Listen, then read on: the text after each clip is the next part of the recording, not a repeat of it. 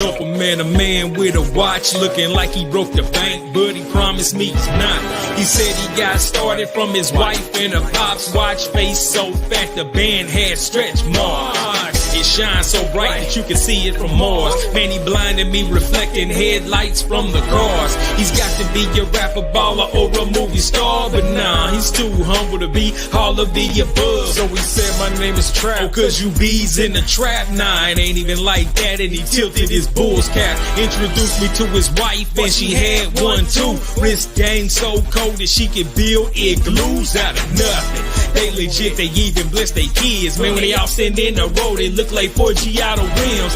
Tight like Tim's on a New York summer day. I just gotta be down, but he had to set me straight like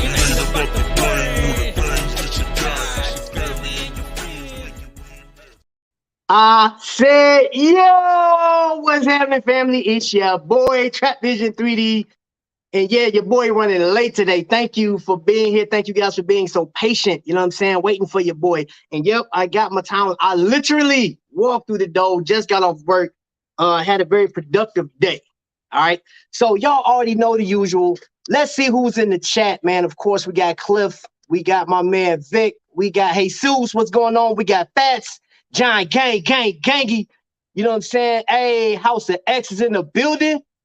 We got let's see who else we got. My wife is in here. DK, you know that. Call me an enabler, bro. Come on now. Seen them videos you've been having lately? You got like movie trailers going over there. What's going on, Dale? All right. Let's see. I think I got through everybody. Okay, so why are we here today? Y'all already know what's going on, Tommy. Big time. Y'all already know we talking watches today, right? And y'all know just a few short weeks ago, I just unboxed a brand new watch, you know what I'm saying? And if you see that up there, it is still, and I know it's the last day, It is endometriosis month. I'll call it endometriosis. And we have colon cancer. So I kept that, where is it at? I kept that up there as a reminder, you know what I'm saying? Please, men, please go get checked. Y'all already know what it is, man. You have to take care of yourself. Yes. We apologize for yesterday. Yes, and we'll talk about that. Yesterday's show, we were supposed to go live. We'll tell you what happened. It was a huge event. But again, Egard, right? We got this piece right here. Y'all seen this? Y'all remember this? Yeah, I unboxed this thing. And I talked to a guy named Michael. Shout out to Michael. You know what I'm saying? Because we were talking back and forth on Facebook. And I said, hey, you know what? That'd be dope if one of you guys can come on and kind of talk us through the watch, you know. And he was like, hey, who better to tell you about the watch than Elon himself, which is the CEO. And guess what? He's here tonight. He is here tonight. So you guys get prepared. We're going to bring our special guest up. But before y'all know the fashion that I do, before I bring my man up, let's Hey, my name's Elon. I'm the CEO of Egard Watch Company. I made my first watch as a gift from my father, and since then I've been on a mission to make unique watches.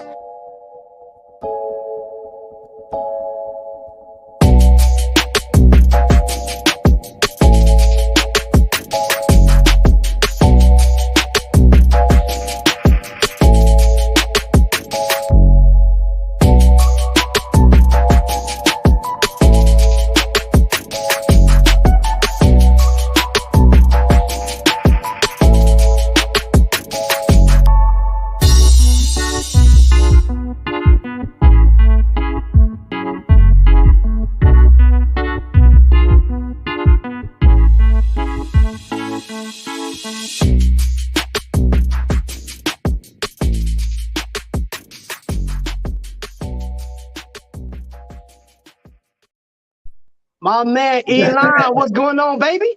That is the most badass intro I've ever seen in my life. Well, you know what? I'm gonna tell you this. I had a conversation and with a few watch collectors, and the crazy thing is, it's not often that we get to talk to a CEO from a company, from a watch company. And you already know, I've looked into your background. I saw you on Tommy Big Time channel. He's actually in here right now. And I remember you said, hey, man, I'm Elon, and I got this watch company. So I immediately went over to, already know, go to YouTube, see what's going on. And I was looking at the watches. But I'll tell you this, it was really what you do behind the watches. I mean, the watch is great. But everybody that's in the chat right now, you know, primarily we collect Aragon, Invicta. Some of us got Citizen, and it's a tight-knit family. So we're used to having that family-oriented vibe. And you have some very interesting topics on police. And like, I'll tell you what, let's do this. To be fair with everybody here, I would like you to introduce yourself to everybody, let people know who you are and what you represent, the company that you have. So I don't know why my camera's all pixelated. I apologize for that. There's something going on with that stuff. But yeah, my name is Elon, COO of Egard Watch Company. You're absolutely right. I've definitely done some counterculture things in my life with my platform. So that my company is kind of the biggest platform I have. I've always used it only when I felt it necessary to put out messages that were things I believed in. I felt like other companies are doing it also. You look at like all these big companies are putting out one side of the equation, but you look at other, there's no one really putting out the other side of the equation. So right after that Gillette video, this was kind of the first big thing we did. I put out a video that was very supportive of the idea of masculinity and kind of just saying we need to humanize each other more instead of demonize each other. In other words, there's a lot of advertising nowadays that's gone from supporting a cause to attacking people. And I felt like that was happening consistently across the board. So that's when I did this video called What is a Man, which kind of gives a shout out to men for things they do in society, just saying, hey, we see you, we recognize you. And that's all it is. It has nothing to do with women's rights. We're not trying to put down women in the video. We don't mention women in the video. The video is about giving a shout out to men for the kind of the sacrifices they make and kind of the idea of masculinity not being something that's inherently toxic and that you should be ashamed of. So I did that one by myself because at the time, you know, there was a lot of fear around putting out a message like that right after the Gillette thing. People were like, man, you can't do a message like that nowadays. I'm like, I can't do a message supporting masculinity, supporting men, just giving a shout out to soldiers, cops, you know, first responders, people who work on the rigs, all these tough jobs that people do, people trying to be good fathers, all stuff. I'm like, that's the example we need to show if we want to have better men in the future. So I did that. It got a lot of attention on the brand. And then, you know, you're right. I've done other things along the way. During the height of the defund police movement, I put out a video humanizing police. Again, nothing to do with ignoring problems that may exist in society or trying to devalue those kind of things, but to say, hey, we need to start humanizing each other. We need to start putting out positive messages because this trend of just negative attack advertising from companies just to help your bottom line is disingenuous, and it's going to have a negative effect on society. And in my opinion, it has. I mean, I look at the neighborhoods that I've personally lived in, and since there's been a decrease in police activity in those neighborhoods, there's been a massive increase in homicide and violent crime. And I've lived in rough neighborhoods. I've lived in Spanish Harlem. I've lived in Carson, in California, near Compton, which is a rough neighborhood. And police were necessary. So, you know, I think it's just, I made the brand for my father. The first watch I ever made was for my father. And I always want to do right by my father. I want to honor that legacy. The whole brand is built around legacy. And he's the perfect example of what a man should be, in my opinion. Stood by me when I needed it. So I want to use whatever platform I have. I want the watches to represent more than just like a watch. Anyone can make a watch. Anyone can put a watch on their wrist, but I want it to have meaning. I want it to be a representation of something, like a symbol. And symbols are far more powerful. So that's kind of the goal with the company and the brand. Okay. I watched that video. I don't know the young man that you were talking to, but dude, I was actually feeling that, man, because you know I like to do background checks on people, man. I'm like, I got to see what you're about. And again, I had a conversation with, man, a number of these guys in here, man. We got Vic in here, we got Kyle. I've had so many conversations with them, and the one thing that keeps us coming back to a certain watch brand is one, outside the box. Some of the watches, you know, like when you're talking about wings, you know what I'm saying? Like Aragon is a crazy watch brand. I'm like, I don't know how he do it. I don't know how he do it, like the price. And then what he gives you. Yeah, Wing is also, I know Wing. I know him personally, and he's a really wonderful, wonderful guy. I'm just putting that out there. I just think, yeah, you know what? You know what? And I hope, Wing, I hope you see that, man. Look, yo, you owe him dinner.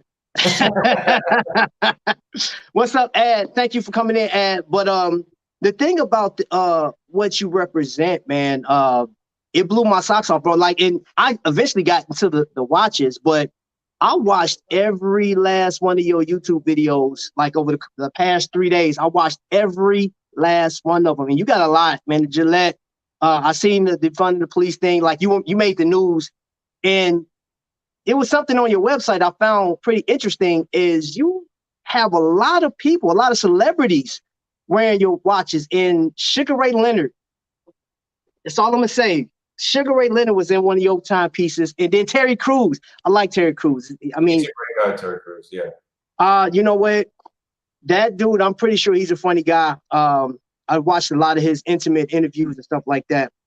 But now you said that you created these watches for your father. Mm-hmm. Now run us through that, man. Like, what was the whole thought process behind that? So when I mean, I'll get a little bit personal, I guess. So when I was younger, I kind of went through a rough period in life. I was like a little bit of a rough kid. And my dad just never gave up on me. He always stood by me. He always believed I'd make it out of it. And then years later, I got sick. I got an autoimmune disease, and it was really rough. Doctors were giving me kind of bad news. My dad, on a dime, flies across the country, helps take care of me. Doesn't ask questions. Would drop anything for me. So he's just been there consistently. I wouldn't be here today without my father. So, he's getting older, and one of the biggest fears I've always had in my life is losing my father, just because he's been a staple of my life.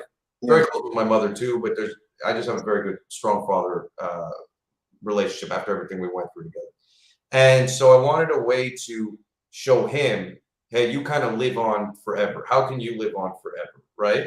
And so the way I thought about doing that was by making him a watch and giving it to him. And then that would be something that he could then one day give back to me. And then one day I could give that to my kids. And then your soul is kind of captured in this object. Wow. And so that way he wears it, and all the memories that he has are kind of up. And I always say, this is the kind of thing about watches. You can have a nice car, but you don't take a nice car with you into your daughter's wedding. You don't take a nice car with you to your son's graduation. You don't take a nice car with you to those special moments. You take it to the special moment, but it's not there with you in those special moments. And so a watch really kind of is something with you your entire life that captures, it's kind of like a part of the memories that it was there with you. And then I have my grandfather's watch. My grandfather's from Iraq. This guy went through everything. He was like a cop in Iraq back in the day. And his watch, I mean, I probably could find it right here. I could go grab it. It's in my closet. But I mean, it's like, the watches kind of carry on forever. So that was the whole concept, was I wanted something I could give to my father that would make him know that his value for the things he's done for me, and that would carry on forever. And so that's how the brand started. And that's what I hope to give other people. That's the truth. When someone buys my watch, it's personal to me. Every single person who buys a watch from us, it's personal, because I want it to be a part of their journey in their life. So yeah, that's the entire story of why I make watches. Look, that's a powerful story. There's so much wrapped up into it. It's crazy listening to you say that.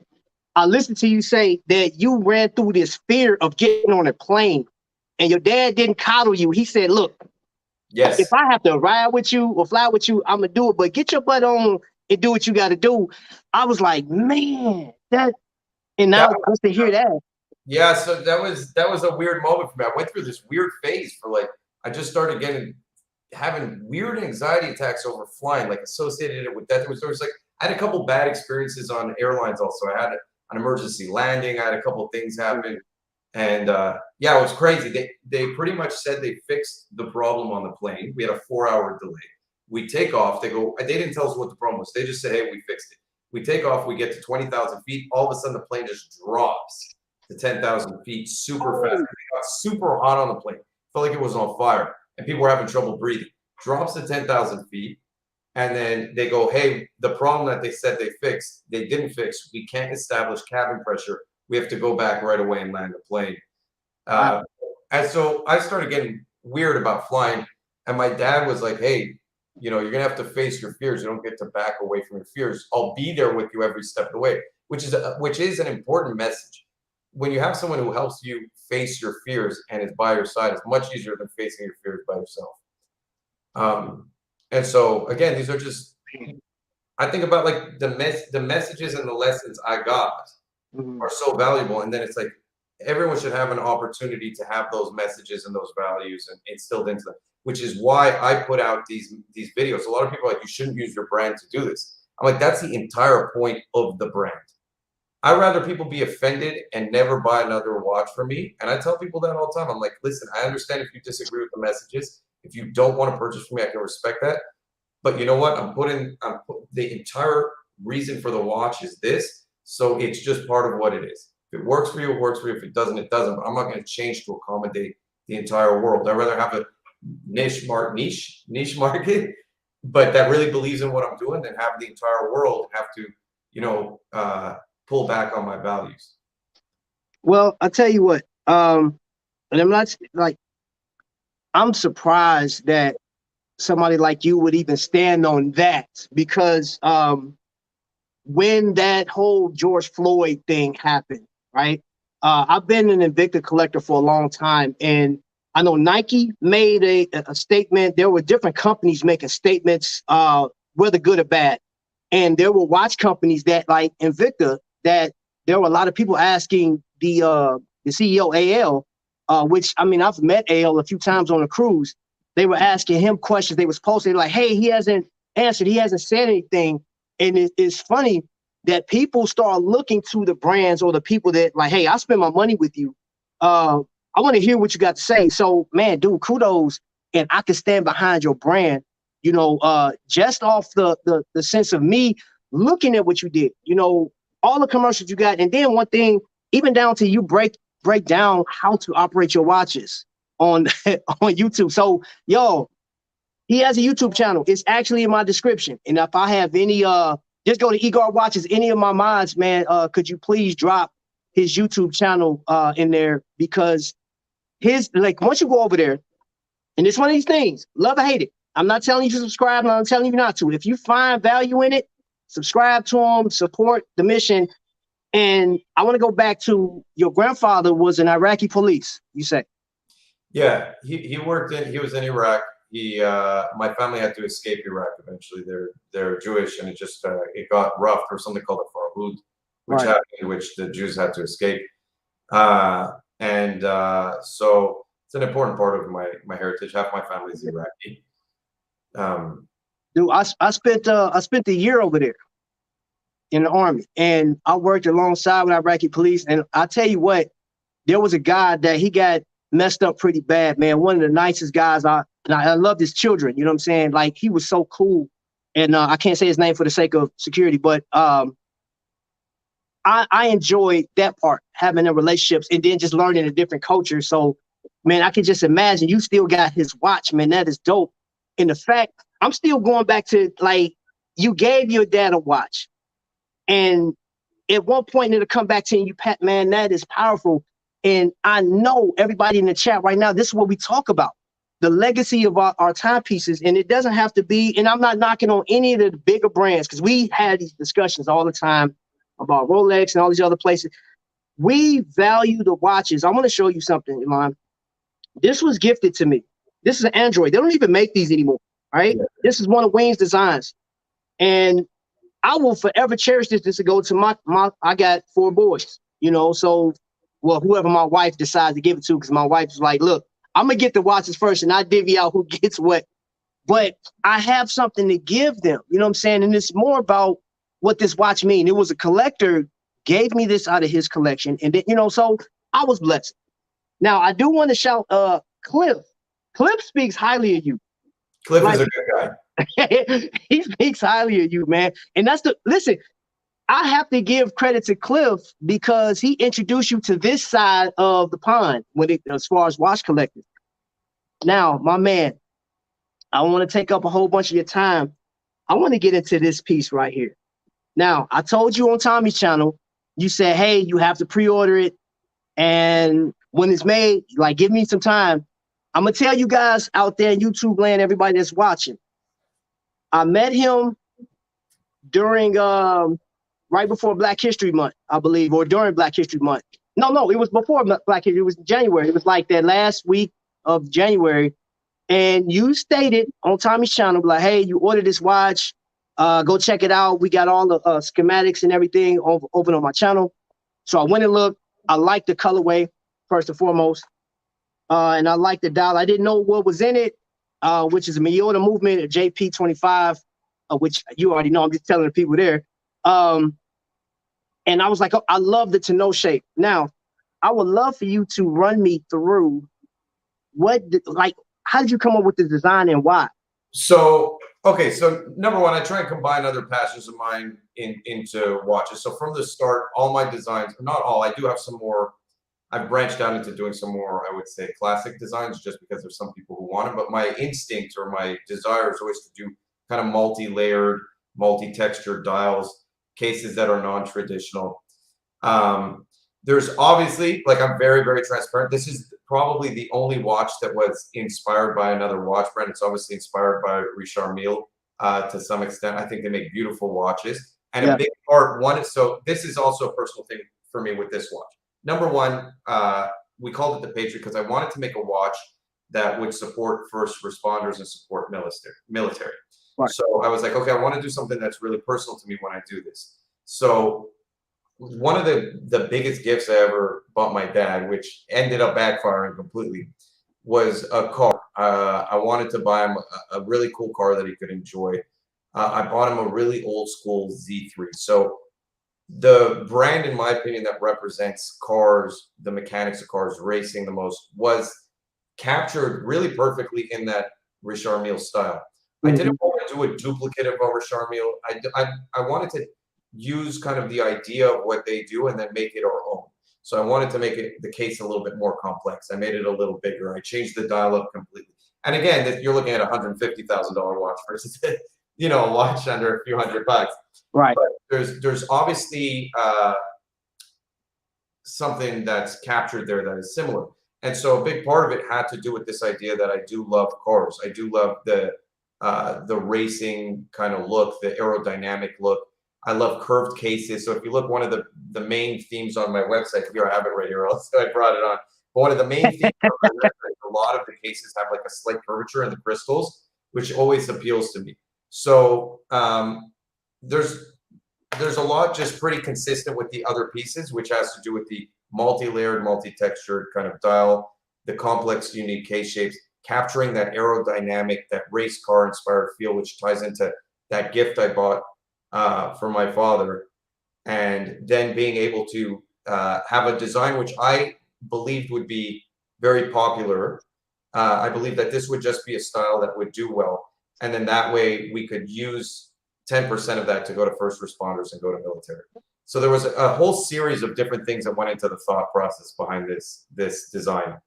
Okay. You have a question. What's the largest size you have? We used to go bigger. We used to have a 48 was the biggest we made, and I do have some here. I can actually grab some stuff out and show some older. Sure. Give me 1 second, just so no problem. I'm gonna get back into the chat. Yeah. So you guys, if you do have any questions, man, post them. Let's see who came in here. House of X. Thank you, House of X, for, I mean, you guys are always working hard, man. I appreciate you. Let's see. John Gang. I had to listen while I was taking care of mine. I mean, these are actually, if someone wanted them, I would sell these. We don't make them anymore, but these are big pieces. They're about 48 by 48, but they sit bigger because of the shape. Wow. Yeah, this one here is the Chrono Beast. Hold on, let me just fix that. Screw down Chrono. This one's a big chunky watch. I can put it on my wrist. I know it's really really blurry. And then here's my grandfather's watch. I went and I. Oh yeah, so I saw that online. I saw that on, actually on Instagram. What? Yeah, I saw the video that I did. Yeah, I've been like I said, I've been looking through you, and you got so many pictures and videos on Instagram, man. Like, you know what? Are you on TikTok as well? I didn't check for you on TikTok. We're about to launch on TikTok. We're gonna have a lot of videos going up on TikTok. I try and be personally involved as much as possible. I'm more involved in the YouTube stuff because that I can actually do. I can just shoot here. I try and kind of do, put myself where I can, and then I delegate out the rest.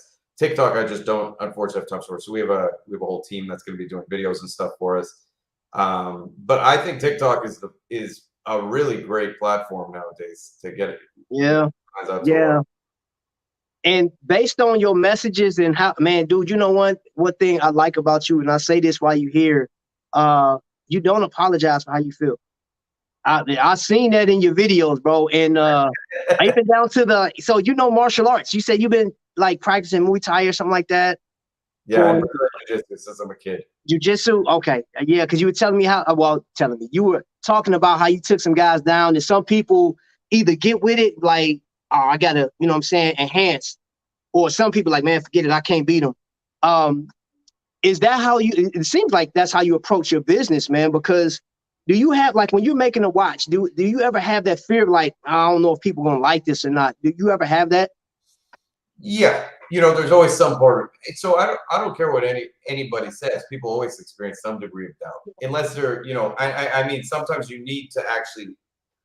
I think it's healthy to have a little bit of that. Like, I worry because I put a lot of myself into these things, and it's not, every design is not cheap. We have to do a case mold, we have to do dial work, we have to prototype the entire piece. Then we have to hope that people like it. Then we have to put it out. We have to market it. So there's a lot of money and a lot of effort that goes into each design. And I, like I said, I actually put out some more classic designs because I saw that people were requesting it. So there's two parts to me. There's the part of me that makes watches, which is the main part of me, which makes watches that I want to wear. Right. So the Patriot was a watch I wanted to wear. And some of them are watches that I don't necessarily wouldn't choose to wear as a first choice, but that my customer base is requesting, and I want to kind of honor that and make sure they can get what they want. But there's always some degree when I'm designing something that I entirely want, some small part of me is like, man, I hope people like this. But then the other part of me is like, does it really? I'm making it because it's my passion. I kind of see it as an art piece, and I have to express myself, and that's how I'm expressing myself right now. But yeah, I would be lying if I said I never experienced self-doubt or fear or anything like that. My livelihood is dependent on the company. So yes, sir. I'll tell you this. Before I tell you this, Vic wants to see the rose tone piece again. There's two of them here. So this is the Brigade, and this is the Chrono Beast. They're very similar. I could actually send out pictures, but or they're probably on Google. They're older pieces that we had that were limited production, limited edition. Oh man, you know what? That I saw the case back of that police style watch. That was crazy. Yeah, it's a nice case back. And that was by request of, so what I started doing after that video, the Speak Truth videos, I started interviewing police officers just to get a humanizing perspective of what they're going through. Because I thought it would be a really good way. You know what I think the biggest problem is? I think people don't talk to each other anymore. I think if you were going to say the single biggest problem in society is that we judge each other without knowing each other.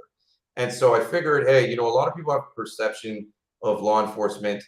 Let's just get out. Let's talk to law enforcement. Let's get them on YouTube. Let's get them talking and see if they are this thing that you think they are, or if they're just human beings trying to do the best they can do by and large. Not to say that there's no bad police officers, just like there's obviously bad doctors, there's bad people in every profession. Yeah. But let's talk to each other. And even in the communities I lived in, which had high crime rates, I always believed the best way to do it would be to build community relationships with law enforcement, not to distance, because then you just create tension. So the case back. So I started talking to a lot of cops, and the case back was actually the #1 request by police officers. They all said with St. Michael on the back, and have this kind of design. And so I started sharing it with people, and they're like, yeah, that would be awesome on the back of a watch. Kind of like again, you talk about symbols, that would be like something they could have with them to protect them at all times. Oh yeah. Here it is on the wrist right there. It is a big chunky watch. Yeah. And hey, listen, you got a crowd of folks that love big watches, boy, I tell you. Well, maybe I'll start making big watches again. We pulled back on a while. This is a really cool one, but this is just a prototype. I'm really excited for this one. Oh, so you got something new. Yeah, I got a bunch of. I'm always prototyping watches. I'm always just trying to see what new designs. Now, have you ever taken You know, like if let's say, for instance, if Cliff said, hey, you should think about making this particular watch or adding this to the watch. Do you ever take your fans or customers' ideas and try to implement them in watches? 1,000,000%. I would say that it doesn't even have to be a lot of people.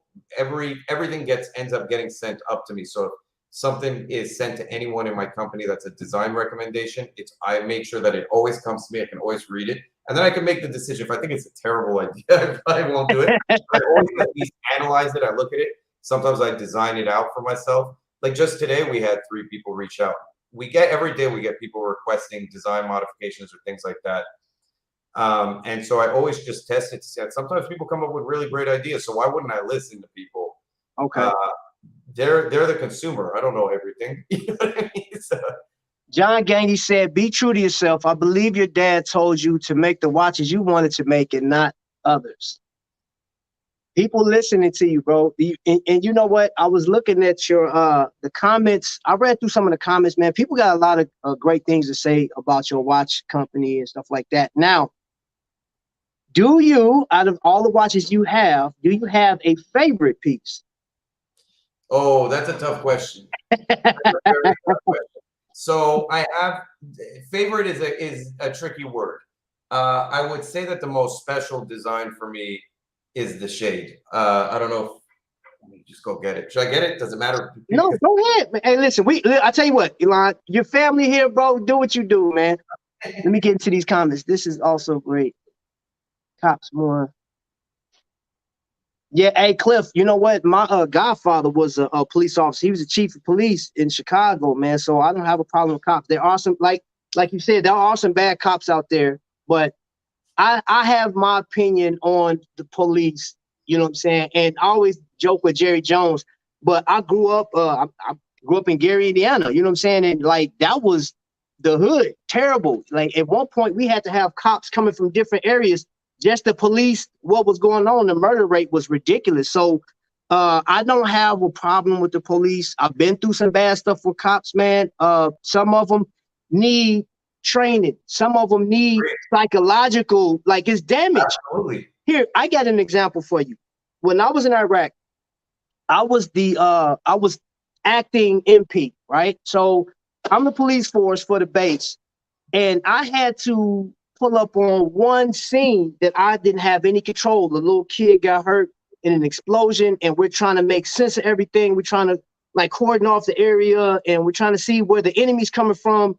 And at the same time, you have to be a human being with these people that just got rattled.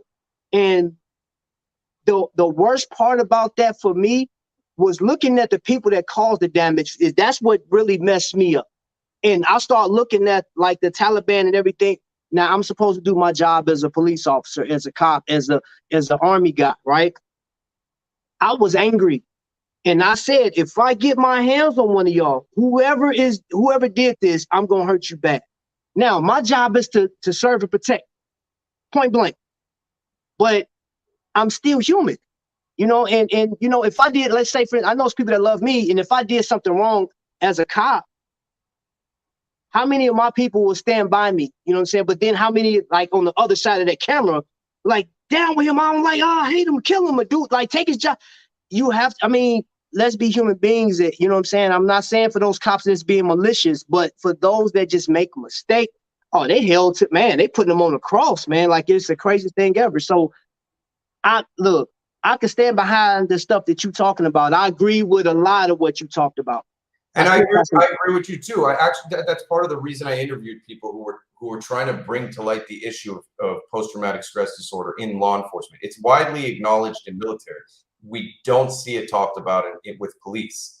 And police have extremely high rates of PTSD, and nobody's really out there trying to affect change in a positive way. In the end of the day, if there's a problem, my goal is always, how do we create a solution to this that in the end of the day is better than where we started? I don't really care how we get there. You know what I mean? Like I don't really care what the problem is. I care about how do we fix it. So a lot of people, I feel, something comes to them, they become emotional about it.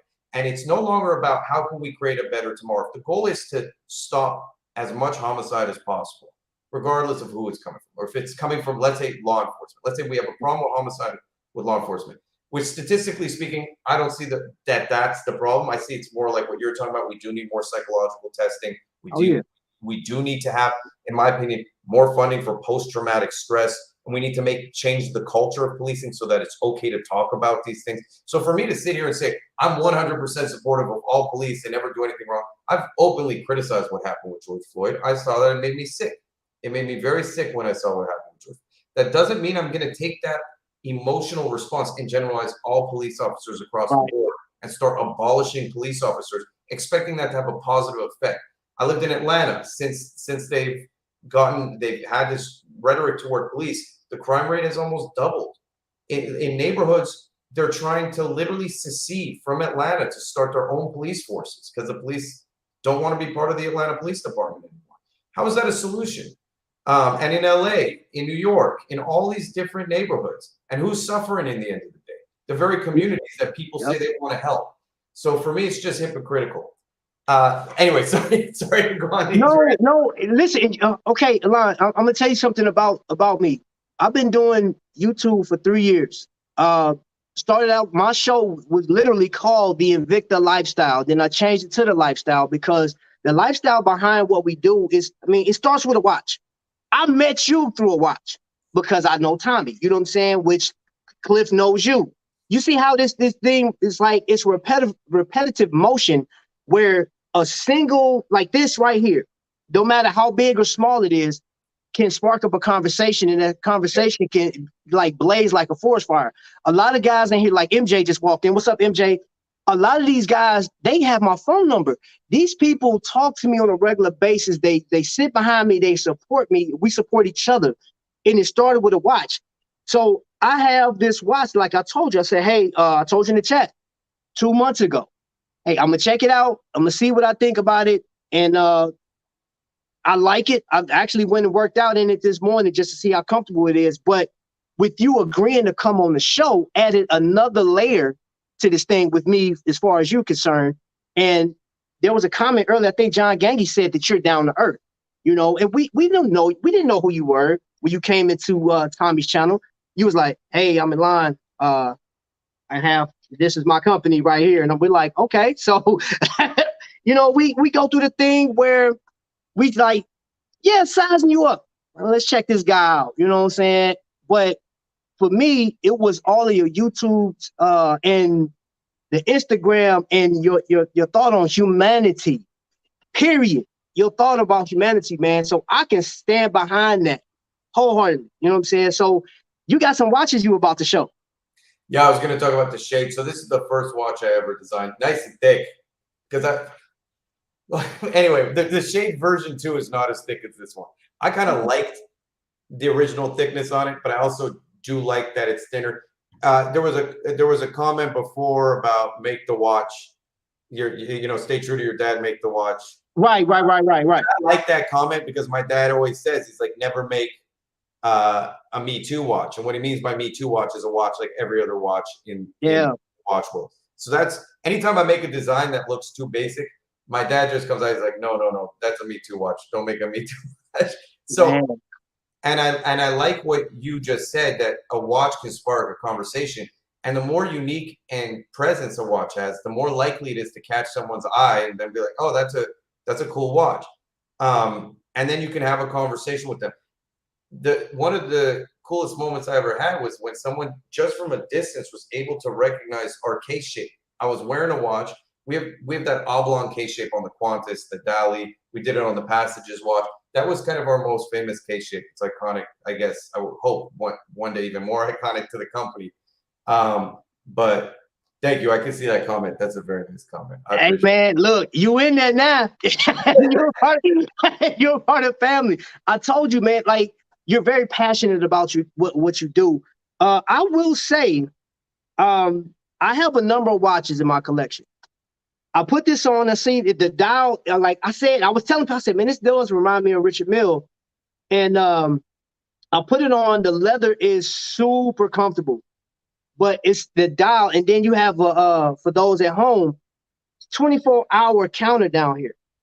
So you have a secondary timepiece down there. So like What made you go with that movement? So there's a couple things. I like complications. Okay.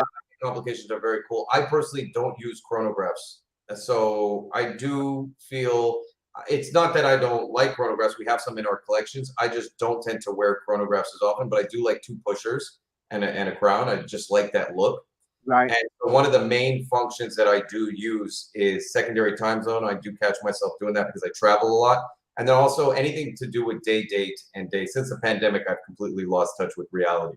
So those are just functions that I personally need on a watch. So that's why we went with that. And I more and more like the Miyota 9150. Is that my brain is slowing down. It's the Miyota. It's not the Miyota 9100. It's one of the new 9000 series Miyotas. Has those similar functions. It has like a day date function and other stuff. I really like that. It's an automatic movement, but I feel like those are just complications that are more geared toward me. So let me ask you this, for the people and guys, feel free if you want to know something about, one of his watches or, his background. If you just got here, drop that comment in there. We have people looking. I know my wife is like she's monitoring the chat as well. And everybody else, thank you so much for being here. Now the thing about, I was looking at this watch. This is actually probably one of my favorite parts of the watch. I know the complication, but I love that plate. When I saw it, I said, "Oh, that's so dope. That is so dope." When it comes to your watches, I'm looking at the crystal, and everybody that I saw the YouTubers, those professional YouTubers that talked about your watches, that curved crystal. That has to be a pain. Like, how the heck did you do that? So the hardest crystal. Hold on, I'm going to show you one more thing. So the hardest crystal. This was the first time we did it. So this right here is the Passages watch. Right, this is that curved style unique case shape I'm talking about. This and the Fortitude were the first times we created this kind of shape curved crystal. So can you see that? Yeah, that's crazy. So this took us a year and kind of got us really good at making crystals without imperfections. This crystal is the most annoying crystal in the world to make.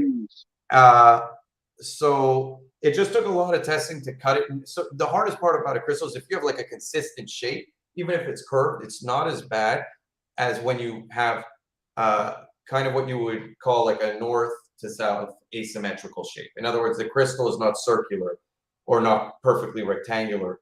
It's like an organic style oblongish teardrop shape. That becomes significantly more difficult. So it just took a lot of practice to get it perfect and kind of get it where we wanted. And then once you get it figured out, I mean, once you have the cutting process down, you have less scrap. One of the other you getting love in the chat. This Cliff, that's how begged him to come on with you guys so you can fall in love. Okay, let me see. All right, so everybody's like, thanks for inviting him. Oh, he got a Qantas as well. Yeah, Cliff is awesome, man. Cliff and me talk about designs and stuff like that. He hits up the Instagram channel. And Jerry is saying, hey, this is great. Another family member to love. Thank you, hey, listen, I'll tell you what, in this community alone, once you are in there, that's it. You will have to really do some damage to get out of the family. You know what I'm saying? And from what I'm seeing right now, these people that I've been dealing with them for years, man, they're very genuine. And some like Kyle, ice cold, man. I've been knowing him for over a year now. And he's probably like one of the most dynamic people I haven't even met him in person, just through YouTube and on the phone. Let me see, what is this? Stop the tears and get to stepping. What are we talking about? Who's crying? Who's crying? Y'all tripping. That's funny. That Qantas Carbon Beast may be on the way soon. That thing is sick. The Qantas Carbon Beast is, I mean, I'm gonna be honest, that watch was such a headache to make. It's so complicated to make that watch. Again, it has this crystal. Not this crystal. It has the oval, like that teardrop crystal. We call it it's inspired by Salvador Dali. That melting clock kind of look. It's a cool watch. The Qantas from a technical standpoint is probably our most unique watch. That one and the new Phase 2. Man, the Phase 2, in my opinion, is a cool watch. But again, this will always just inherently be my favorite watch. And again, I don't know, you can't see it, but it's got the engraving of the name. Egard. Logo. I like engravings. Hold on, here, put it back up to the screen so they can see it. Can they see that? I don't know. I don't know what's going on with my camera. It's so pixelated. It's never been this way before. I must have to the setting. No, you're fine. And y'all, I'm gonna tell you this.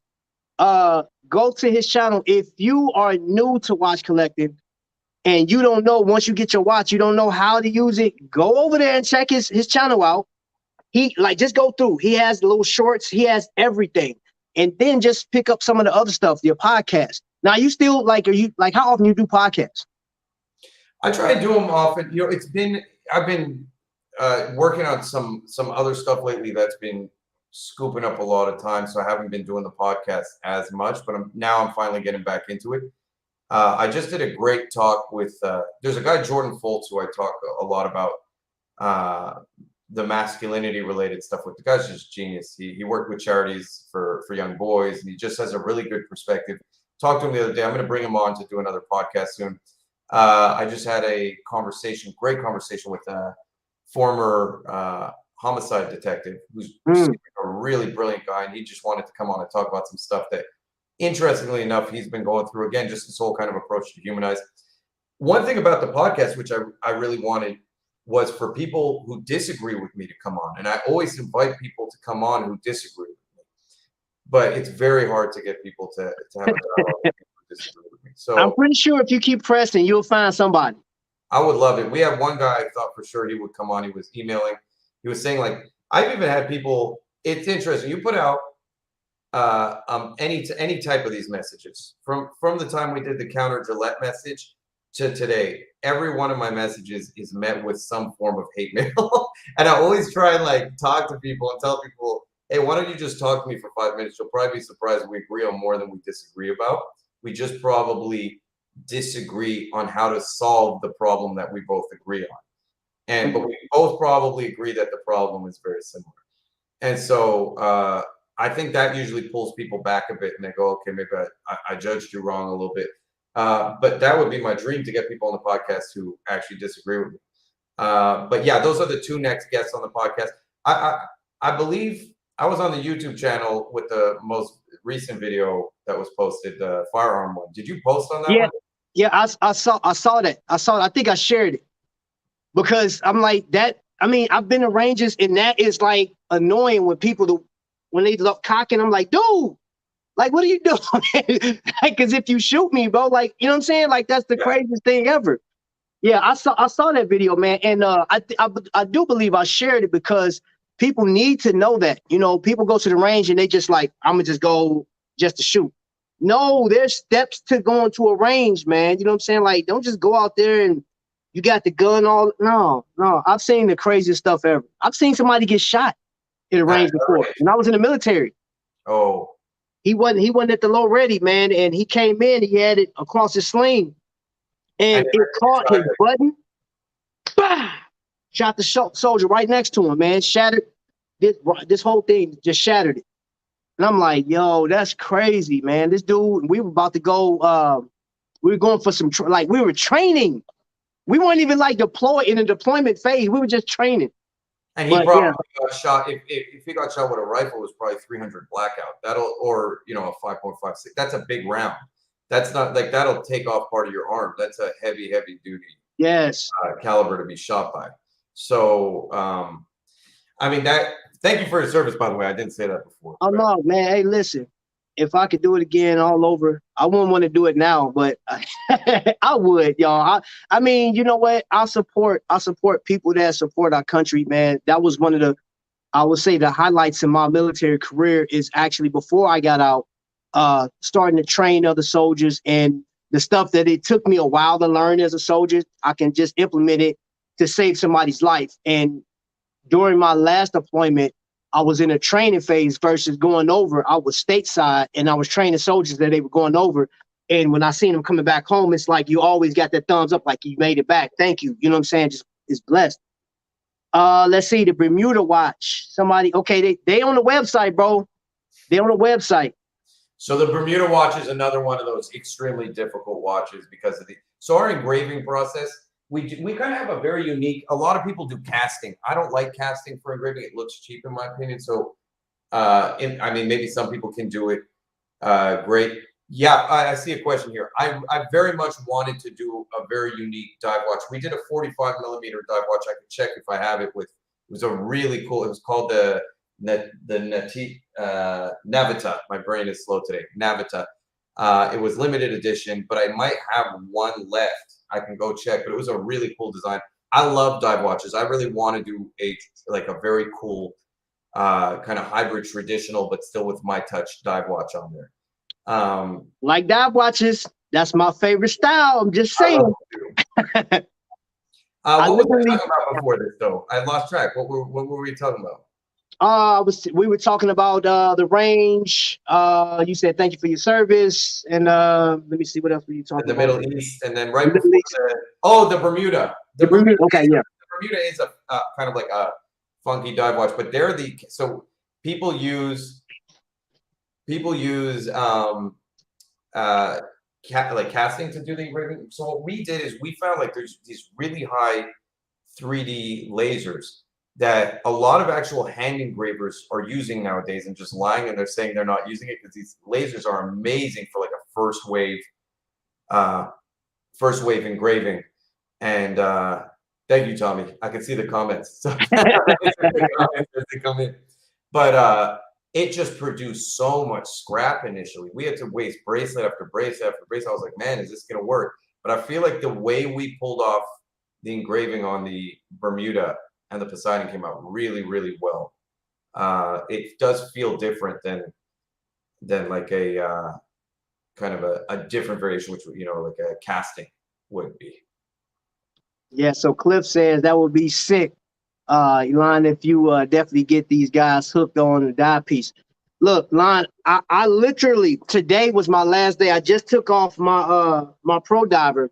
I did the entire month nothing but divers across the board, man. I had Pagani divers. I had divers. Everything was just nothing but divers. If I wouldn't collect another style, if I had to stick with one style, that would be like my number one. Mm-hmm. I do like the to-know shape, and again, another reason why I chose this piece is because it did. When I saw it, I was like, oh man, it looks like a Richard Mille, and I know, unless I still wouldn't, if I won a lottery, I wouldn't buy one because I couldn't imagine spending. Like right now, the prices went up on those watches, $455,000. I think that's crazy. Who was that? Drake had one with emeralds in it, and that was like over $1 million. I'm like, shoo, no sir. The sapphire base one, I think, was 2.2 million. See that? But Drake just has so much money at this point. I don't even know if Drake pays for the watch. I think they might just give it to Drake. Okay, so there's a question for you. Does Elon hide any Easter eggs in the watches? So if by Easter eggs you mean like sometimes like personal designs, to me there are certain things that I do put into some designs that are unique. Sometimes they're just kind of advertised as part of the watch. Like with the Passages watch, we really just sourced an actual meteor, dusted it, put it into the watches. But even in the logo, the meaning behind the logo, a lot of people don't know exactly what it means to me. A lot of the time, like if you look at these multi-layered, the kind of layers in the dials, mm-hmm. The designs are just they're very personal, but they're not necessarily Easter eggs in the sense of like would have obvious meaning to other people if they knew what it was. Okay, I hope that answered your question, bro. That's an amazing piece. I love the fit, the feel, plus the art of the Bermuda. Yeah, I seen that, man. That dude, you got some sick designs, bro. Like that double open hard joint. I saw your and that is actually on my list. I'm going to eventually get that watch, the tourbillon you have. And oh my gosh, that watch that's a monster. That sounds like a Christmas gift for me though. The Phase 2 is definitely probably our greatest achievement so far. I think that one is just a really cool looking watch. I love the idea of I just have a thing for tourbillons. Ask if it's an inside joke. Okay. I just have a thing for tourbillons. Like I said, cool complications always catch my eyes. So that's why the phase 2 kind of has a thing. Okay, Keisha, I think Trap is going to talk about it then. Yeah. We will. Cause yesterday we were supposed to do a live on my wife. She suffers from endometriosis, and she had a rough day yesterday. She had a rough day, so we went to cancel the live, and I thought I canceled it, but YouTube wouldn't allow me to, and I'm like, geez. So people were waiting, and I'm like, I put it in the community thing. Don't nobody read the community post. Like, I'm like, hey, it's canceled.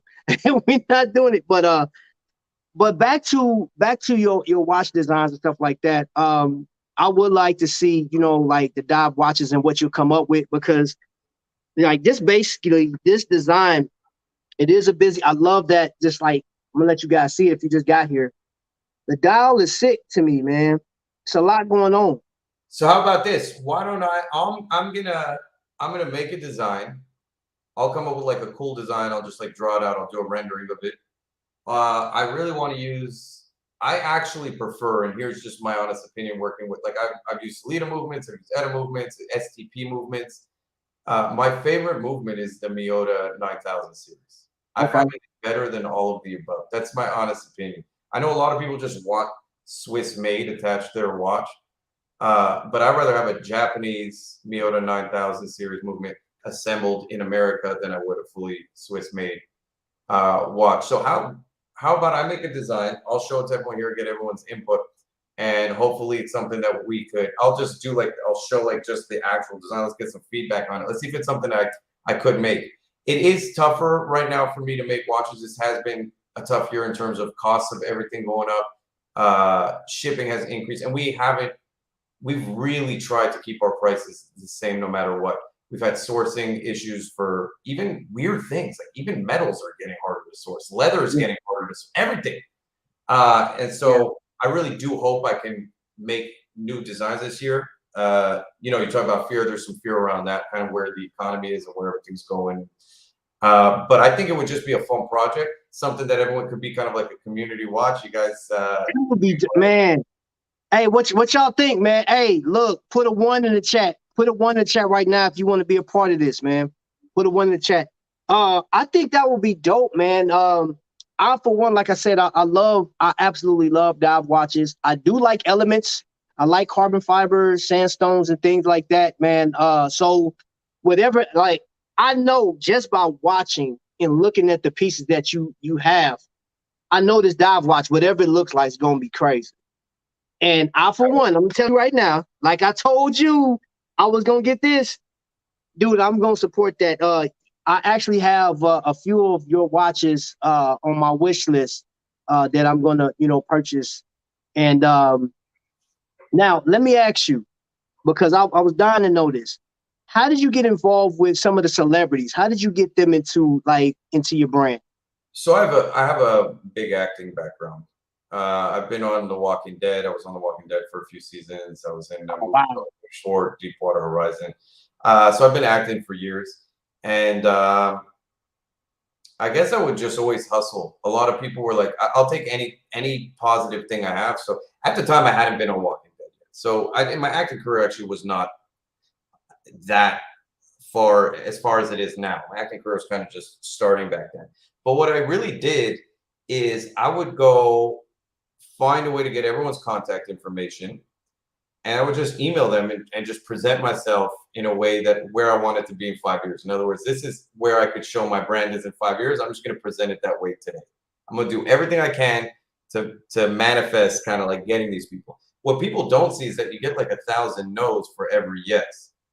You know what I mean? And a lot of people give up on the way to a yes. I just kept doing it. I just kept hustling. I kept going to every person being like, this is an opportunity for you to make some money. But I didn't have money to pay people back then. So what I would do is I would do partnership deals. I would get involved with their charities. I would do things like that. And then what happened with the celebrities wearing the watches is once like the William Shatner one was kind of like the launch off where he had just seen it on someone's wrist. He really liked it. Then he researched it on his own and saw the story behind it. He loved the father-son relationship. And he ended up reaching out to us. And we had a conversation. It was kind of like a weird thing. And he's a really good guy. And then after that, I mean, it was really just, you know, I think the designs are very unique. I Right. think that helped. It wasn't a Me Too watch like my dad says all the time. Right. These were so they catch people's attention and hate it or love it. And so I think there's a group of people who just really love the look of the watches. Sugar Ray Leonard, for example, really just liked the look of the watches. He had a charity event going on, and it's like Anthony Anderson did the same thing, kind of like had Yeah, a I charity seen event that. going on. So, and he's a good guy, Anthony Anderson. He's funny. He's a good guy. And so it just kind of all started. And once you get some people wearing it, more people wear it because they see it on those people's wrists. Then you get pictures with those people. I mean, since I've been putting out these messages so strongly, a lot of that has stopped. A lot of celebrities probably will not purchase my product just because Hollywood has a certain mindset, including my acting career. I'm sure my acting career has suffered from it.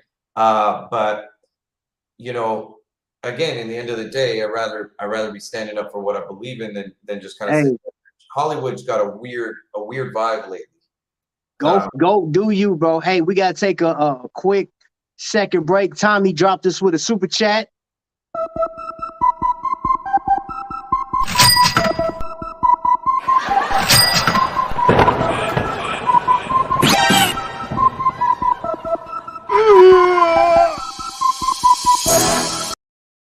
Thank you so much, sir, for the super chat. You already know. So one thing that I do on here is the money that I receive through YouTube, I actually put back into community services, man. I try to help with bringing awareness to cancer. And this year, matter of fact, starting Sunday, we will have a community tab, well, not community tab, we'll have a membership here where people can participate, in the money that they donate on a monthly basis will go towards education, sickle cell, and cancer research. Now, when I say research, I don't just blindly throw the money at American Cancer Society. I'm not knocking American Cancer Society, but I know that I can go in my neighborhood and there's women that lost their hair that need wigs. I can just go buy the wigs, take it to this place we got called the Red Door, and then they divvy it out. You know, is people need insures. It's people that need like little stuff. We sent gas cards out for people that's trying to get back and forth. Like, hey, I can't get to my appointment because my car's on E. You know, so this is what I'm. You know, it's called a help button. Is what I'm calling it. You know, and there's a lot of people that support us in here. You know, like we got House of X, we got Meet and I. All these different people are doing different things with their channels, and they have memberships. This is just one facet that I want to do, and I'm with you in as far as I want my YouTube channel to evolve and help people point blank. And there's times I'm like, should I do this show? Should I do it? Should I do that? I don't know. There's times I do a show and like 10 people watch. I'm like, ooh, that was a bad idea. Scratch that one. Let's start. But I keep it up. I keep it up because I'm like, every episode, and I know just like how you like every watch. And I know I asked that, what's your favorite watch on purpose? We always do that. We it's just something we do because how can you say what's your favorite watch? You know what I'm saying? Like really, but I figure you was like, hey, this is something I appreciate. This is something I love the most of, whatever the case is. It's just like a welcome to the family question. Yeah. we always ran like you passed. That was your hate. You got through hazing. All right. So. What I do want to say is I do love your approach. I mean, that you're going out and you're trying to, be hands-on and affecting the change. Because I think that's super, super important. A lot of people will just trust that their money's going to the right thing, but you're actually going out there and making sure it is. So I think that's really honorable. So Cliff said, I started loving your brand, Elon, because of the story, meaning behind your brand, not because of any actors or models. Thank you. Hey, I'm with that, bro. You know what? I've had the opportunity. I met Walter Payton when I was younger. That was probably the best time of my life, like as a kid. And the crazy thing is, I had got 2 D's and an F on my report card. And my mom told me, she said, come out. I was living in Chicago. She said, come out here to my job. So I had to catch 2 buses in the train, red line, going all the way out to O'Hare Field. So I get out there and I come up the escalator to my mom's office. And I'm looking like, who is this guy that she's talking to? He turned around and Walter Payton is yelling at me. He said, come here, boy. And I'm looking like, oh my gosh, it's Walter Payton. He got my report card in his hand. He said, what is this? What is this? And he's yelling at me. And I'm like, I got tears in my eyes, but I'm smiling at the same time. I'm like, I'm getting scolded by my most favorite person in the world, man. And he said, I tell you what, you pull your grades up. He gave me a jersey. He said, I'll give you a jersey and I'll sign your report card for you. I said, for real, man, I'm talking about straight A's. My mom was like, I knew you wasn't no dummy. And so that's my Walter Payton story. And not too long after that, I met the Fridge, but Walter Payton, of course, passed away, and that was a sad day. I was like, man, broke my heart, but I just love what he did for the NFL. Period. He was a giver. I love the behind the scenes is what he did, and I agree with Cliff. Celebrities don't move me as far as the watches. It's impressive though. It's impressive that you had so many celebrities and William Shatner reaching out to you. But I think with you, and I know I can speak for a lot of people in the chat, man, just listening to your story, I can get behind. I don't mind buying watches from you now. You know what I'm saying? Because guys, look at his website. A portion of what tell the people, how much do you give back to the military and the police? Well, it depends. It's anywhere. It depends on the piece. So, and we also donate just outside of that. So like we called it originally, it's called the TBL watch now just because of trademarking issues. Okay. So it's called the TBL watch. That one 15%. The Patriot, for example, 10%. And then we're always donating year round. We get hit up by a lot of police, military, and first responder charities just because we kind of have, I guess, a reputation now in those areas. And so we're just always trying to give what we can, do what we can. And so it's beyond what we advertise, but we don't really talk about it. Man, I can get behind that, man. You talking about, like, let me give you your flowers where you yet here. I think that is very noble of you because you started the story with your dad, but then you expanded out to like helping those, you know what I'm saying? Because they do need help, and if we don't support them, our military, and I can tell you being prior service, you don't get that support sometimes when you're a government employee, you know what I'm saying? Or like working as a military guy, you don't join for the money. Everybody that's been in the military know that. Mine was like, I wanted to travel. I wanted to see something else, and I wanted to escape my surroundings because I grew up in the hood, It was a process. It hurt. It was painful, but the joy I had was knowing that I did my part, for the world. I did that for 16 years. I suffered an injury and I couldn't go any further. So I literally gave my body for my country. Literally, I tell people, I say, man, my knees ain't set up right to be doing all that running because I can't run. I can run a little bit, but why? I'm not going to put myself through that pain. But I did that for country and for my kids and my family, for you guys, everybody that's in the chat. And that's a lot of military, the police and firefighters. And I'm big on that. I know the chief of police here in our state. I'm in Indiana. Cool dude. And it's nothing I wouldn't do. We had the same type of situation here where a young man got killed, black male got killed, and they blamed him for it, man. They showed up at his house, man. They was protesting him. And I was like, hey, how can I support you? I didn't because I know him personally. I wanted to act. I was just making me mad seeing on the news, but I asked him, I said, bro, how do you want me to support? How can I support you? He was like, hey, look, just pray for me and just say what's right. And that's it. Bet. So I can stand behind you. And I tell you, so Jerry Jones, he was a cop. Trap and some proceeds would go to the police. Oh, proceeds. Okay. Yeah. And I you know what? Here's the deal too. I will do this. And this is my word to you, since you are allowing us to look and see, you know what I'm saying? You're doing a community watch, so to speak. A part of what we get from this channel, I will donate to one of your charities. Was that cool with you? Are you talking to Jerry? No, I'm talking to you. Oh, well, yeah, absolutely. Yeah. we'll talk offline, man. I'm real big, I would like to help. It don't have to be in my city, so to speak, you know what I'm saying? But I think I was in the military, so I was like I guess the world police. So I'm down for that, man. And like the guys in here, man, I know they stand behind it, man. Like they stand behind me. And y'all know who y'all, man, they just supported me on something. We're not gonna talk about it, get it in detail in it, but these guys in here are like really supporting me big time. You see, I appreciate you for your service, Trapvision. I did 6 years in the Marines, so salute. Hey, 6 years is like 20, bro, if you're a Marine. Y'all go through way more than what we did. What'd you say, Elon? No, that's amazing about Cliff. I didn't know that. You know, it's a fantastic charity we donated to, Bob Woodward Foundation. Okay.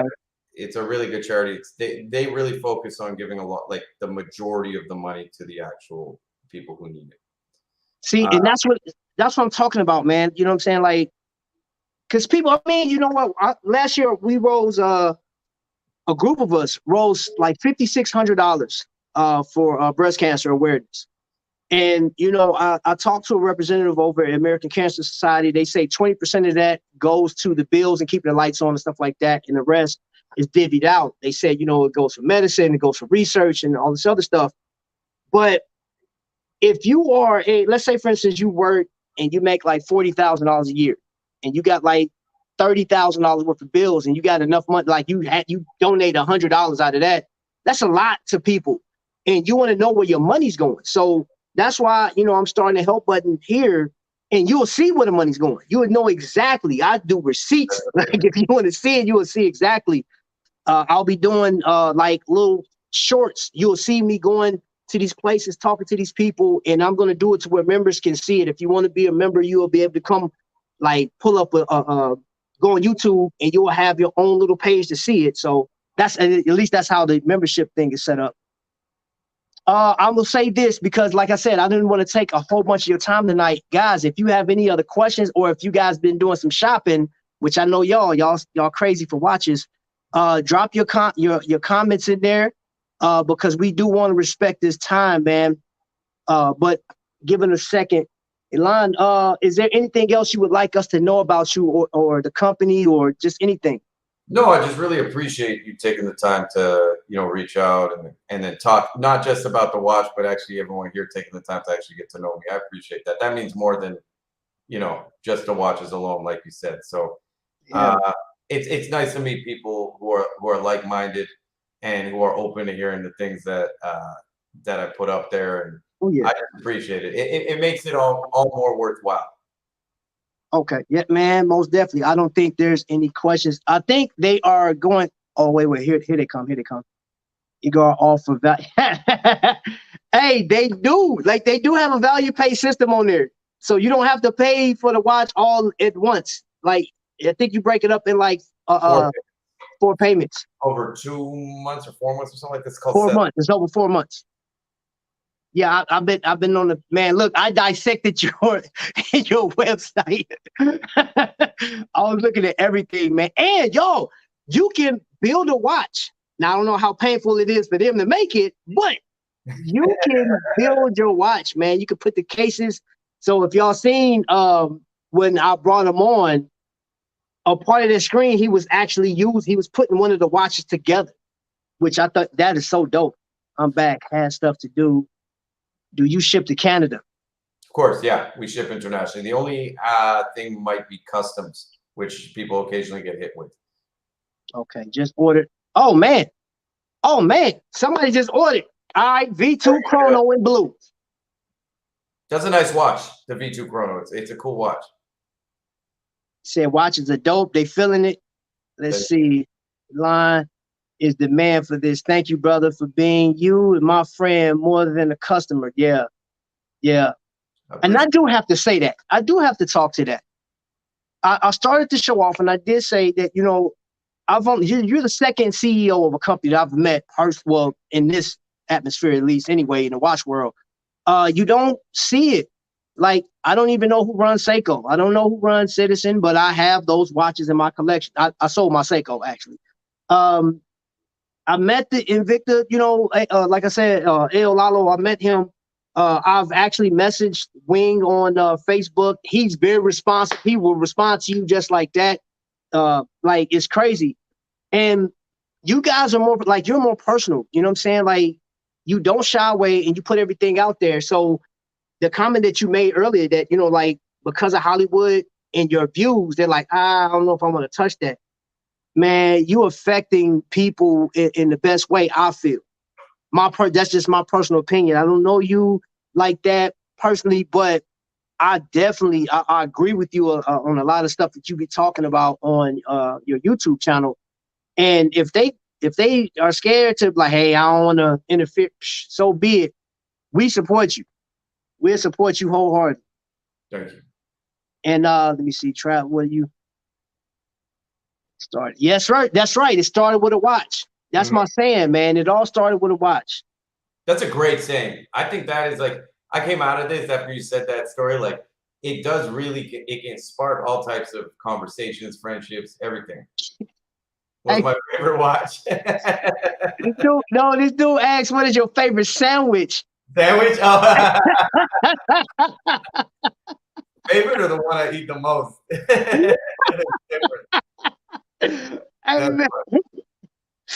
Oh man! I'll say here we go, JJ buying more, and I'm gonna tell you, Jay Jones, he's a watch fanatic, man. I think he just bought like 7 watches this week.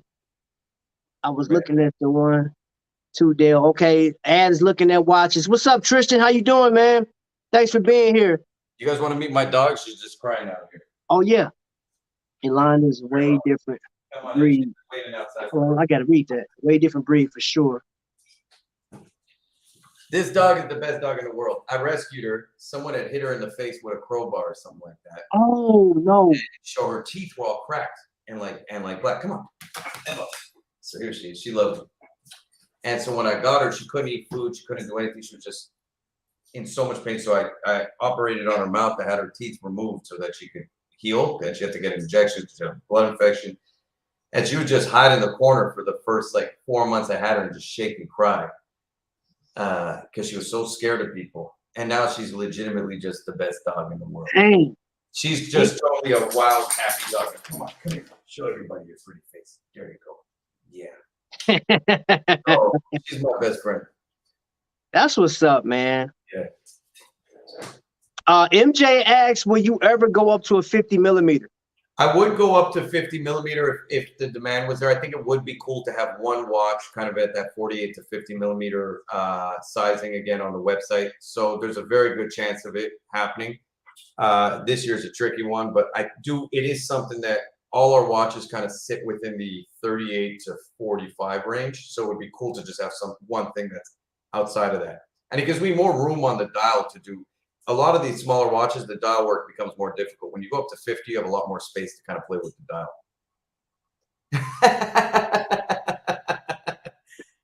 You want to hear my opinion on the Will Smith thing? I can get real deep on the Will Smith thing. No, I would never disrespect Chris Rock like that. And it has nothing to do with disrespecting my wife. I don't have a wife, but if it was my wife, I would handle it backstage. But I handle it like a man.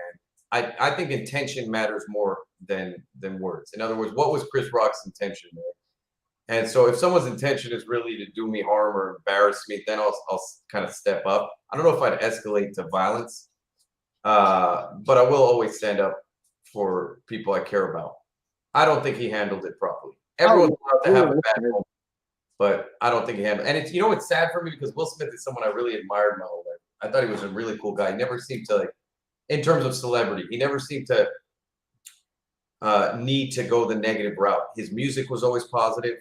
He never degraded people. His show Fresh Prince was probably one of the earliest, and I'm talking about it's one of the earliest like TV shows that went mainstream that positively depicted a young black male that was in so many white households. It really heavily normalized that was a possibility. So he was someone that and he did it in such a positive way. And then his filming, he's conquered everything. He's conquered music, he's conquered TV, he's conquered film. So then I feel like, look, everyone gets to a place where they do something bad in their life. He just happened to have it now. And I don't know what he's going through at home, but there's something there. You know what? You know when I really started being upset over Will Smith on Jada's show when she was talking about her entanglement. I was like, and he sat there and cried. I was like, I'm sorry, but this is a problem. Like people, this is where the problem started for me. That's where the problem started. You know what? I said I was so upset when I saw that. I was hot. I felt like, you know, and I actually left a message on Will Smith's page, and I've erased it since then. I went in. I said, man, as a man, dude, like, understand. But here's the deal. We have problems. We do.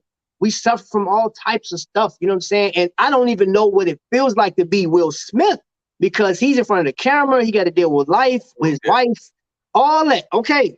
All right. And I'm not discrediting none of that. But you assaulted him. I feel like, personally, if you were going to walk up on the stage, you could have walked up to Chris Rock and whispered in his ear, say, yo, lay off of the jokes. Me and you going to have a conversation at the end of this, and walk back to your seat. That's like the slapping thing. And, you know, there's people that saying, hey, it's staged. And I said, hey, I tell you what, whether it's staged or not, the act still happened, and it was still disgusting. I don't care if it was acting job or not, because if it was acting, it should have played out like it was a acting job. No, like, that was not acting. That was, yeah, I'm like, dude, come on, man. That was disgusting. Look, what's up, Jay Boogie? I'll say this about it, though. It's not surprising, because for the past like 6-7 years, the main message has been that words are the same as violence. Do you know what I mean? That's been the narrative.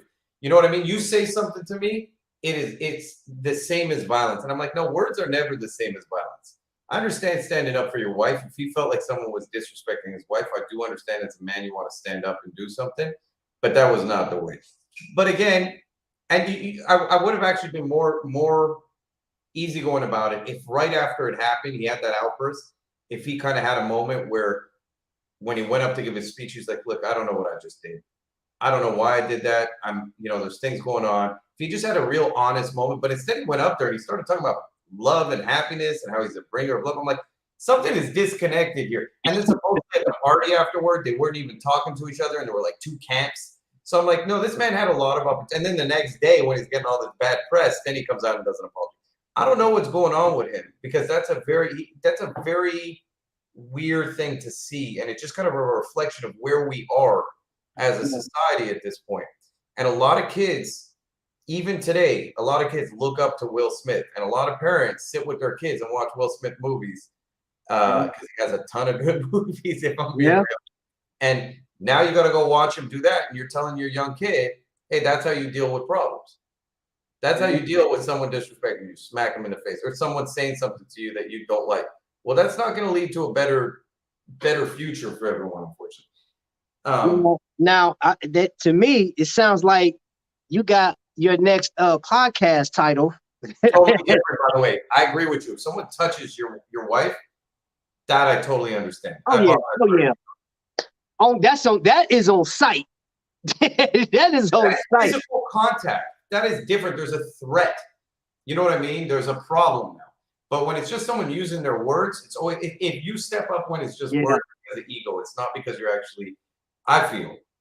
And look, I would love to pretend I'm better than that, but my ego gets in the way too sometimes, and I've done. We're human, man. Listen, bro. We're human. We make mistakes. There's a lot to learn from that situation. I love what Denzel, the comment he made. I'm just paraphrasing. That the devil comes for you.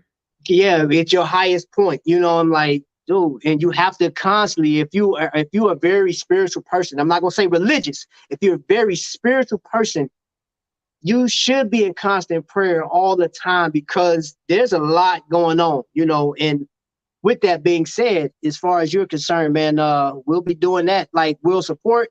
We'll be praying for your success. We'll be praying for your company, your dad, you know what I'm saying, the relationship that you have, which I find is awesome, you know, what you've done, you know what I'm saying? So I feel a lot better about having you on the show now, because leading up to it, I was like, this is gonna be a cool interview. But like, we get to see you for you, all right? And that was what I wanted people to see.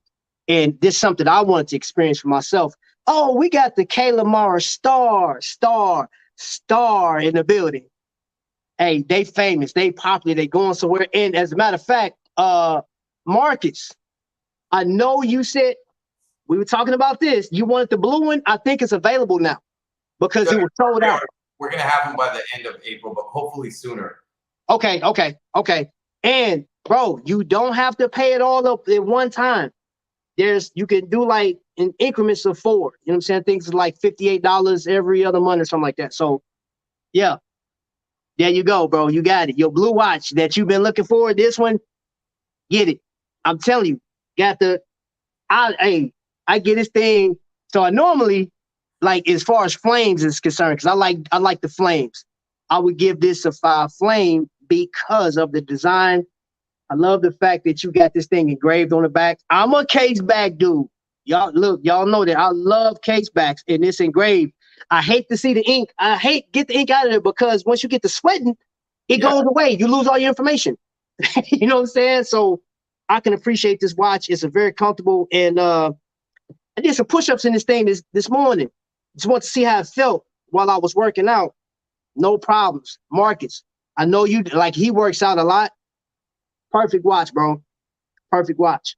So that's that. Hey, we're about to cut up out of here, man. Listen, matter of fact, bro, I want to just thank you for coming on the show. Thank you for your time, man. And do you have any kind words for the guests before you depart?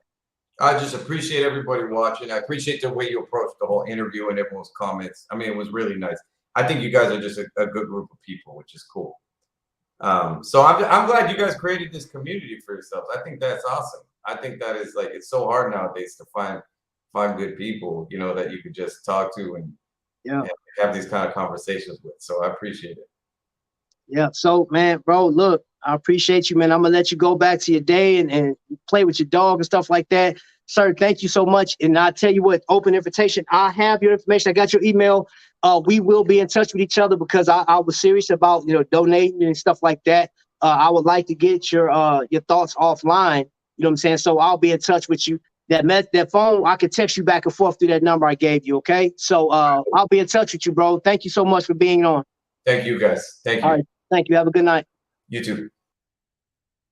Family, thank you guys for being here. But before we cut out, before we end the show, let me just tell you, wifey and I were supposed to do the show yesterday, and we ran into a little situation while she was doing her job. She was doing Flex, Amazon Flex, and we were down to just about the last customer, and she got bit by a dog, you know. And since then, don't know if the dog has rabies and stuff like that. We're trying to figure some stuff out. So she wasn't feeling well, and I went to cancel it. And I don't know why YouTube didn't cancel the show out, because I know you guys were waiting. So I apologize for that. Next up, Sunday. I need you guys to be in attendance Sunday, man, because you guys ever heard of open mic? Of course you have. I know you have. You heard of open mic. Well, we are going to have an open battle. Yup, we're having an open battle. So if you guys hadn't seen the thumbnail, we headed to New York in just 21 days, 22 days in a wake up, something like that. We're heading to New York, right? We're going to Times Square to do our thing down there. What's up, brown girl Bella? Kayla Marr, Tommy's in here still. I saw, I know Meeting I was in here. Tommy Big Time still in this thing. My brother Vic, brother Jay Jones is in here, man, the man with the badge. And Cliff, I do again, thank you again for introducing us to Elon, man. He's a great guy. Fats Invicta 202 is in the building. 127.38 for that watch. You got to be kidding me, bro. I know that's not my line. Can't believe I got you hooked. That's so awesome. Hey, man, you came through. No worries, Trapvision. Stop. We understand. Yeah, I know, man. But, you know, y'all know how I feel about, coming on here, man.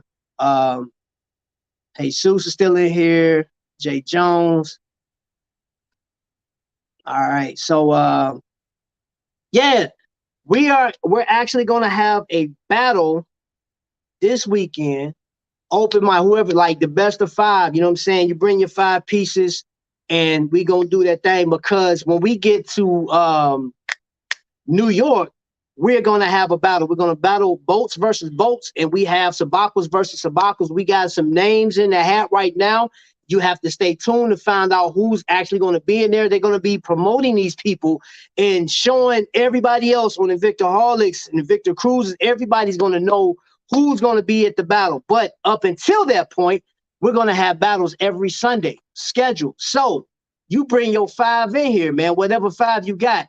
And then there's this guy named Magnum Vic, man. He talking about, you know what I'm saying, Trap. I don't know if I want to do the character battle with you no more, because you got some character pieces I don't want to mess with, so I'm going to leave you alone. So I'm like, all right, man, I know you scared, bro, so, do your thing. You feel me? I know I'm going to get a phone call. My phone's on Do Not Disturb right now, Mr. Vic. So if you try to call me, it's going to go straight to voicemail. Ha! Yeah. Oh, prayers up for DC. Thank you. So yeah, but man, it was crazy too. So now let me tell you the story. There was a house we went to. There was some big dogs out there, and she said, "I'm not getting out." I said, "Well, just give me, like, do the scan thing, whatever. I'll take the package up there and drop it for you." She looking like, those dogs are huge. Now I looked at the dogs. I ain't worried about them. So I come out, and these dogs are all over me. They playing and jump. One of them hit my belt and was pulling my pants. I'm like, get out of here. So we get up there. I put the package on the thing, and the dogs was like, oh, I'm telling them all on me. So no problem. We get to the next house, and there's some little bitty dogs. I say, yo, some dogs over there, little dogs. She said, man, I ain't worried about that. So she tried to shoot a dog away with the box. He's barking, all this stuff. So the lady comes out, tells her son, grab the dog. But at this point, she's not looking at me, because I'm looking like, oh, he's coming for her. And he got her on the leg. She tried to kick it, but they grabbed it. And she looked down, and I saw, look, she said, he just bit me. I said, oh. She's about to have a meltdown, but like, it got her, man. Bust her leg up, man. And went to the doctor. And the thing that the doctor said was, and it was a runaround with, like, we'll probably tell you more details on Wally Hustle. The doctor or the nurse was saying that if you get bit by a dog, and you don't get it treated, you got 72 hours to get it treated before you start having negative effects or even die. You know what I'm saying? So that was one of the biggest worries. I see you, Vic. So she hasn't gotten a tetanus shot. She got these antibiotics or whatever these pills are they gave her, but like, she hasn't gotten a shot yet. So yeah, it was a rough day yesterday. So yeah. Yes, and yeah. So if you guys are going to be in the New York area on the 23rd of April, the event starts at 1:00. Now, what you're gonna do is, if you have to drive in and do whatever you got to do, we're gonna start the event at 1:00. We'll tell you what time the actual battle's going to start, because it may not start as soon as we open up. You know what I'm saying? We're going to let people come in. You know how we do. Set your cases up and talking, like they should have a table for you to set your cases up. Now, I just wanted to let you guys know, I don't know how many people are bringing cases down there. But I do know that she said she was setting a table up because she didn't want to have cases all over, or like dive cases all over the glass, so you can't see down into the actual thing. But we'll see how many people. I don't know how many people are going to be bringing cases with them. Trap, that's why I can't come to New York, because you mess with Vic and his magnums. You coming, Jay Jones. You ain't got no choice. Remember, you said you was coming down with your police badge and everything, so you coming. You ain't got no choice but to come now. Let the battles begin. Hey, Seuss, if you want, hey, look, I'm telling you like this. Come Sunday when I open up the show, we're going to talk. I'm going to give you some more details, but we opening up for battles, man. It's open mic night. You feel me? You come with your thing and let it happen. Oh, what y'all talking about? Because y'all, some of y'all may be new to this thing. You know what I'm saying? I don't know, man. Like, how many people new to this thing? Y'all know what battles are, right? I'm pretty sure y'all know what battles are. Who in the chat don't know, has never seen what the battle look like? I want to know that. Because I'm pretty sure everybody in here has seen that. I don't need tetanus shot because I had one a couple of years ago. Okay. You only get them every 5 years. Okay. Okay. Well, rabies shot or whatever. So you good to go. You immune. We would like to do a short chip interview with everyone. Okay, when are you talking about doing that, House X?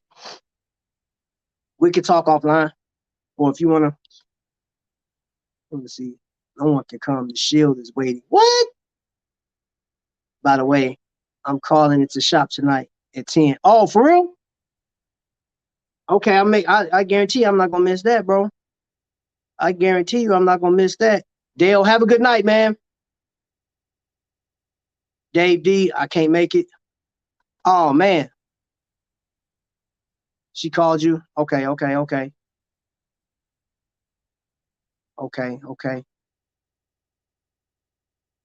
I add you on Facebook. Okay, y'all. Bet. All right, so everybody know what battles are, right? Everybody is seeing the battle and how it conducts, you know what I'm saying? So let's say you got this watch right here, and I got that watch right there. This represents your watch. This one represents mine. I show, well, hold up. You show yours, boom, boom, boom.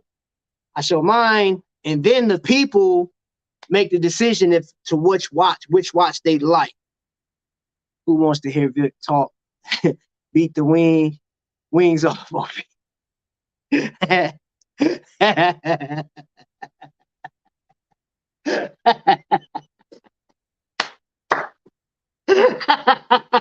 Oh man. Oh my gosh, man, you crazy, bro. Anyway, man, let's see. Keep up with the Griffins. Griffins in here. What's going on, man? What's happening, family? How y'all doing? Man? So yeah, man, that's gonna be the news. Sunday is really like we're gonna start around 5:15, 5:30, and we're gonna have maybe we may even have two battles. We just see it's open mic. You know what I'm saying? Whoever want to step up, first person that drop in my guest spot, and they say, hey man, I got 5 watches for you. And the next person come in with their 5 watches and everybody else. And what's going to happen is your name will be put on the bracket. Boom. Get you right here as the winner. And the loser, you'll go over here, right?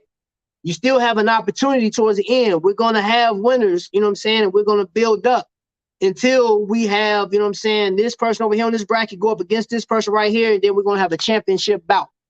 Once we have that championship bout, you'll see what you're going to get, man. You got to stay tuned to see what's going to happen. That's all I'm going to tell you. You got to stay tuned. Let's see why. No. Hold up. Did I miss something?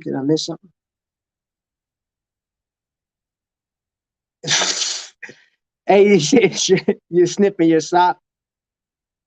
I think you washed it since then, right? Sniffing. Who's sniffing glue? No, sir. Great live tonight. Y'all gave some laughs for sure. I got to go back over there and check it out. You already know, man. I got to tap in, man. So with that being said, man, look, I greatly appreciate. I've been on for 1 hour and 38 minutes, man. Elon, man, thank you again for coming on.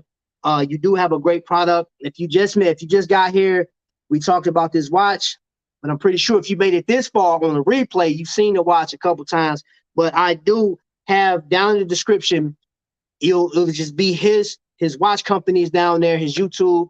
Go check him out. You know what I'm saying? Egard watches. Matter of fact, which I didn't do was actually show the box. But this is the box it comes in. You see the 2 swords back there, the cushion, you see the case, and then you see my fingerprints on it because I got greasy fingers. You know what I'm saying? So yeah. Great product, you know. And he stands behind his product, and seeing that he came on tonight, And he pretty much gave us a breakdown of his life, what he believes in, how he loves his dad, and just love people in general. You know what I'm saying? I appreciate his honesty. You know what I'm saying? This was dope. That's all I got to say. And if you're thinking, why is he in a tie? Where's the hat at? I just got off work, okay? And I rushed in here straight to y'all. I didn't even get to finish my coffee, which is cold now. It's super cold, but whatever. That's that. Anybody got anything for me before I cut up out of here? Thanks so much. That's what we wanted to do, make sure people have fun with us, keeping up with the Griffins. Man, I got to come back. I missed it live, so I couldn't have fun with y'all. Maybe I'll watch it and call you on the phone and laugh. Like, entertain me, Marcus. Entertain me. Yeah. I need you to do the show over the phone. Matter of fact, I'll let it play on the TV. I need you guys, whatever y'all did and said tonight, I need you to reenact the entire thing over the phone. You a YouTuber? That's my request. I'm a fan. All right. So, like when fans ask for some of the people that they watch, they supposed to come through, right? Is that right? Come on, okay? Am I right? Star. No, I'm just messing with y'all. Trap, you think? He watched it. I don't know. You'll battle Vic? Hey, Vic. Yeah, boy, Dave said he got you. Amazing live, Trap. Thank you, man. Appreciate it, man. Big time gang. You feel me? So let's see, man. We still, y'all, we got comments coming through. We would do it for you. Thank you. I appreciate that. You know what I'm saying? Oh, hey, man, it's hot. I'm about to get out this tie. Vic has 117 battles. Yeah, because you challenged everybody, bro. You challenged everybody. Maybe, you know what's crazy? We could do that Sunday. Is Vic. So if Kyle had 5 watches, John Gangy had 5 watches, Dale had 5 watches, I have 5 watches, you have to battle all of us. We'll do a coin toss as to who goes first. But you better have yours. All we need is 5. You need 20. So that's all I'm saying, bro. Like, I just want to have fun. It's all to the good, man. Hey, yeah, we're gonna get out of here, man. It's an hour and 42 minutes, man. This has been an amazing night. Greatly appreciate you guys. I absolutely adore you guys, man. I appreciate you. You already know what it is, man. Shout out to the 16 that's in here. Shout out to the people that came through. I'm gonna take a page out of John Gangy's book. Very intentional. Now, I know, keeping up the Griffins, thank you for coming in. Jerry Jones, thank you, bro. Thank you so much for coming in. Dale, thank you for coming in. Vic, my man, always a pleasure. John, Gangy is always a pleasure. I know Meeting I was in here earlier. Thank you for coming in. Kay Lamar, thank you for stopping by. Keisha Comedy said, I know you was in here earlier today. About whenever it was. Jay Boogie, you know what I'm saying? Shout out to Invicta 202. Invicta 757, and all you Invictaholics, everybody that's coming through. Ad, you know what I'm saying? You are an amazing person. Thank you so much for what you do. You showed us through Tommy's channel how like creative you are, man. I want to thank you so much for all the different stuff, especially the one you did with me and my wife. That was hilarious, man. And I thank you for the ones that you've given me. You know what I'm saying? Like, I had some stuff from Ad, you know what I mean? MJ was in here. Let's see. There was a lot of folks. Tristan, Bill, hope you're doing well, my friend. Everybody that walked through, and if I miss your name, I apologize, man. But this was an amazing show. Great show. And for those that missed it, we had the CEO from Egard come in here and pretty much tell his life story of how the watches came to be and stuff like that. You got some great stuff. Go look in the bio. I'm going to end with this right here, and then we'll be out of here. Hey, my name's Elon. I'm the CEO of Egard Watch Company. I made my first watch as a gift from my father, and since then I've been on a mission to make unique watches.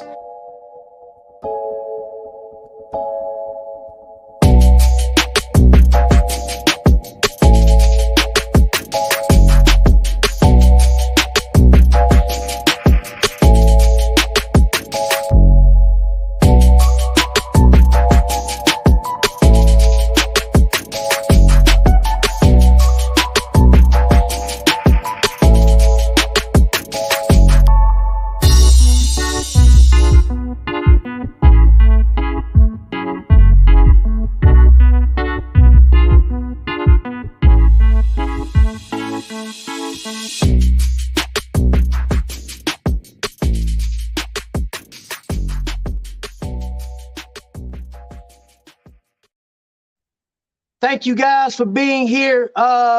Ed, thank you so much. Wifey, thank you, especially you like putting in double duty. Thank you, Rich. And Jay Jones, you got more than 5 watches. Until the next lightning strike, family, y'all already know. Y'all be blessed.